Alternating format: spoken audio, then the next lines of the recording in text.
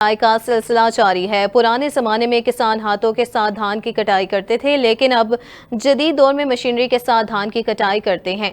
किसानों का कहना है कि पहले धान जब हम कटाई करते थे तो उसके फौरन बाद हम गंदम का काश्त करते थे, लेकिन अब हम गंदम का काश्त नहीं करेंगे।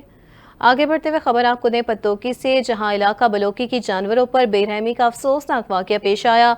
जालिम जमींदार जमील ने बेजुबान 5 बकरियों को सिर्फ इसलिए पकड़कर जहरीला पानी पिला दिया कि वो मेरे खेतों में दाखिल क्यों हुई।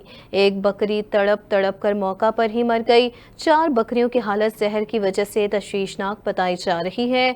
आपको अपडेट करें पत्तोकी के इलाका बलोकी से, जहां जानवरों पर बेरहमी का अफसोसनाक वाकया पेश आया।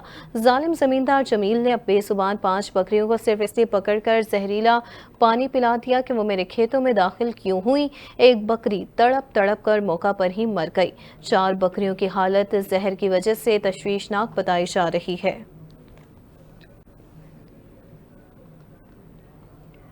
इसी पर मज़ीद तफसीलात जान लेते हैं नुमाइंदा Asian news Rao Aslam Prince से। जी असलम, बताइएगा।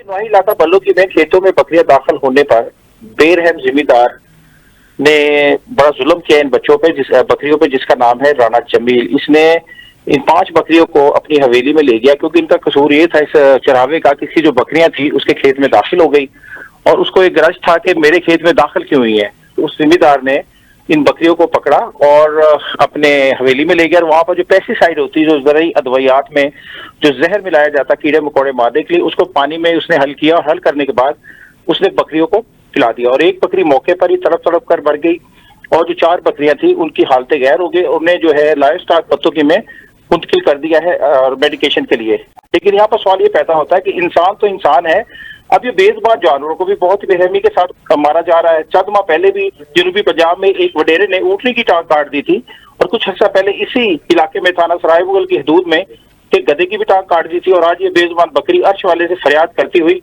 मर गई। जी ठीक है, राव असलम प्रिंस अपडेट कर रहे थे, बहुत शुक्रिया।